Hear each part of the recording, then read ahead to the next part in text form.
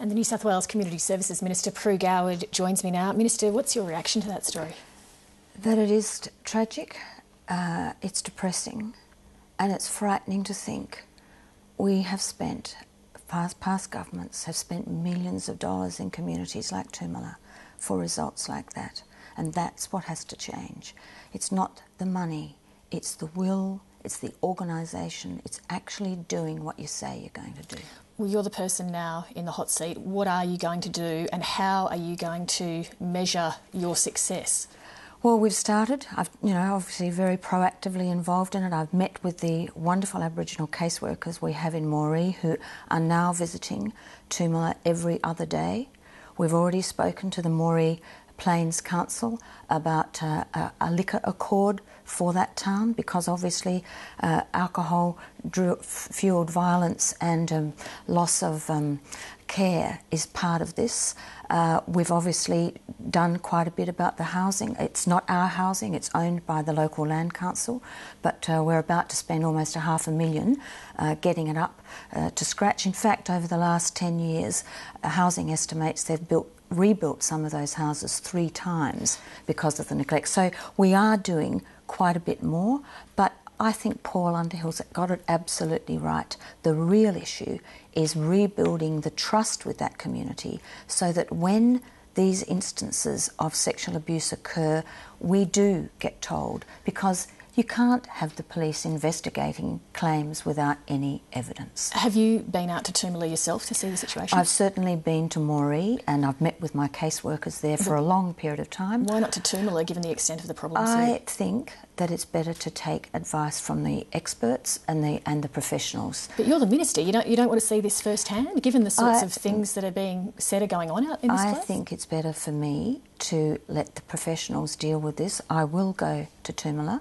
and we've certainly considered that. The most important thing for me to do was to get some action happening. That's why I spent so much time with our caseworkers.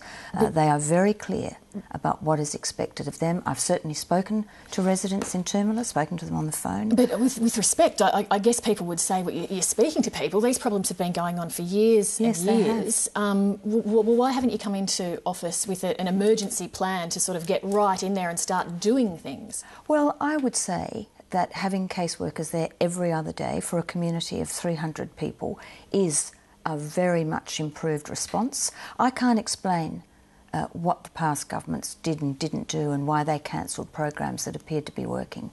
I can only say we need a long-term plan, a medium-term plan and a tomorrow plan, and that's why those caseworkers are there every other day. That's why we need a liquor accord. That's why we're rebuilding the housing. That's why next year there'll be a new school system in Toomelah. Well, what's the tomorrow plan though? Because every minute that we're sitting here talking, there's children out there that are at risk. So what's the tomorrow plan?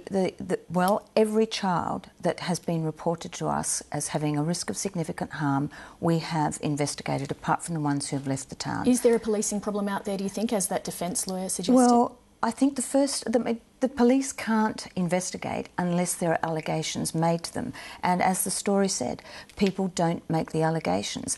That's because they don't trust the people they make the allegations to. That's my caseworkers and that's the police and that's at the school. There are plenty of people you can make these reports to. That's what has to happen. And because of those 26 children that we've thoroughly assessed with very experienced child protection workers, there was not one complaint about child sexual abuse, which tells you how deep it is, how difficult it is to get people to talk about it, children and their families. Well, given those difficulties, has the government considered relocating the entire community or having some sort of full-scale intervention? I don't think it's sensible to relocate a whole community. You just take the problems with you. We've got to fix the community's problems where it is. There is a long-term unemployment issue, absolutely, and we need to find a way of developing the work skills and the employment opportunities in that town. Are governments scared in these sorts of cases of removing children for fear of being accused of racism, and given what we saw happen with the stolen generation? Some might be. That's not my take on it. I am not frightened of removing children, not at all. But the problem is it doesn't always produce a more effective outcome.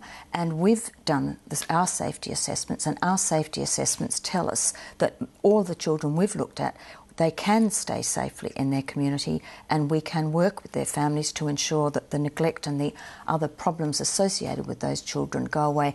If you removed all the children who you thought were at risk of significant harm in Australia, you would be removing hundreds of thousands of children. It's not feasible, and the outcomes for kids who are removed, particularly teenagers who go back to their communities, are not great either. So much better to get in there and to build trust with the community. The community has to be vigilant too. They need to know that if they suspect their child has been sexually interfered with, they need to report it. They need to know that that pedophile that everybody knows about that's come back to town, he shouldn't be in their houses. He shouldn't be sitting on the front veranda talking to their grandson. So we all have to take a much more vigilant approach to this. I'm certainly kicking in, but I agree. The real issue is trust. We must gain the trust of the community. Child abuse is the most difficult thing for people to report and talk about.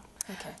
Pru Goward, thank you very much. We'll keep on top of this story and hopefully bring you back to hold you to account on these issues. Oh, I am certainly happy to do so. Thank you very much.